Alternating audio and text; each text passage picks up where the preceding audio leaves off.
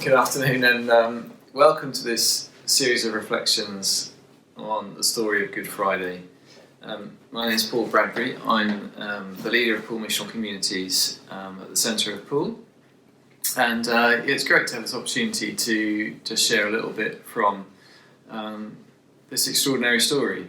So I'm going to be using the Gospel of John from chapter 18 and verse 28 to the end of chapter 19, if you want to follow the readings. And just offering four reflections really from the four locations, the four places that the story moves through. So first of all, the Roman palace, then the judgment seat where Jesus is sentenced, then Golgotha itself, and then finally the garden where Jesus is laid to rest.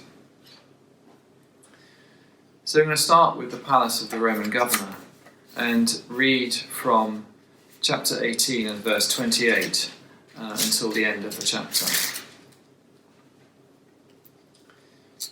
Then the Jews led Jesus from Caiaphas to the palace of the Roman governor. By now it was early morning, and to avoid ceremonial uncleanliness, the Jews did not enter the palace. They wanted to be able to eat the Passover. So Pilate came out to them and asked, "What charges are you bringing against this man?" "If he were not a criminal," they replied, "we would not have handed him over to you." Pilate said, "Take him yourselves and judge him by your own law." "But we have no right to execute anyone," the Jews objected. This happened so that the words Jesus had spoken, indicating the kind of death he was going to die, would be fulfilled. Pilate then went back inside the palace, summoned Jesus, and asked him, "Are you king of the Jews?" "Is that your own idea?" Jesus asked, "or did others talk to you about me?" "Am I a Jew?" Pilate replied. "It was your people and your chief priests who handed you over to me. What is it you have done?" Jesus said, "My kingdom is not of this world. If it were, my servants would fight to prevent my arrest by the Jews, but now my kingdom is from another place." "You are a king then," said Pilate. Jesus answered, "You're right in saying, I am a king. In fact, for this reason I was born, and for this I came into the world, to testify to the truth. Everyone on the side of truth listens to me." "What is truth?" Pilate asked. And with this he went out again to the Jews and said, "I find no basis for a charge against him. But it is your custom for me to release to you one prisoner at the time of the Passover. Do you want me to release the king of the Jews?" They shouted back, "No, not him. Give us Barabbas." Now Barabbas had taken part in a rebellion. I heard a story once of a person who ultimately became quite famous. And at the period of his life when he was starting to become known, and he began to be invited to do television interviews.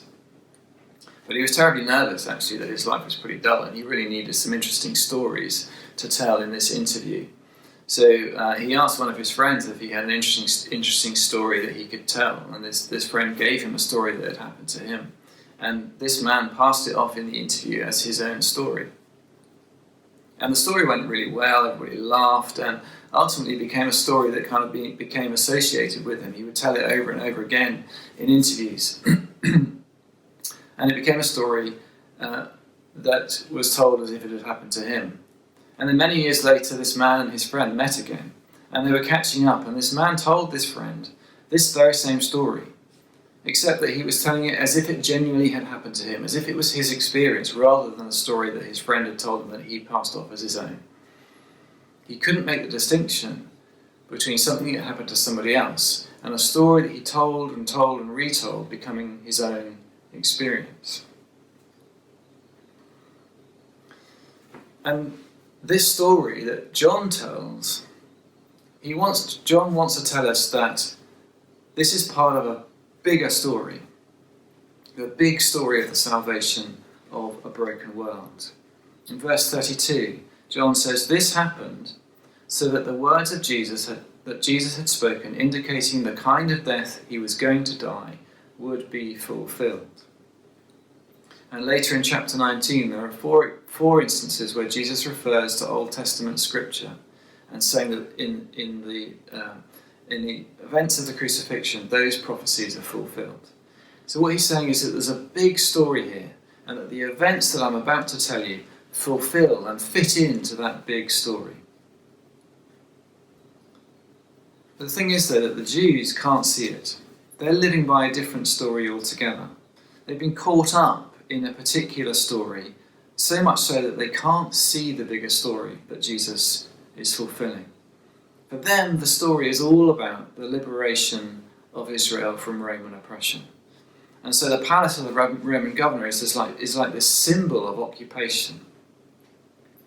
And the story for them is about ridding Israel of this enemy.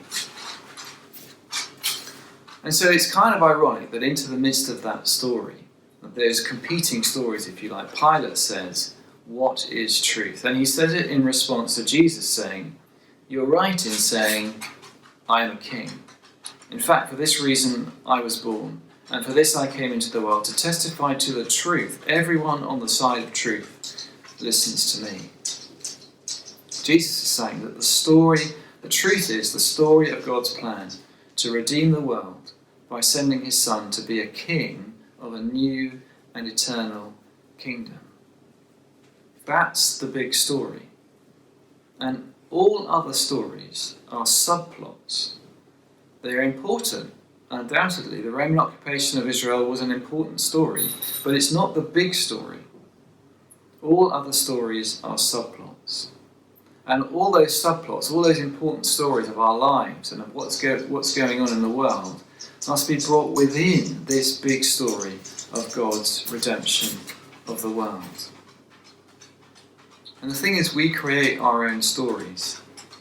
And to some extent, we get to be editors of our own stories. It's interesting, isn't it, that Instagram and Facebook invite us to keep telling our story.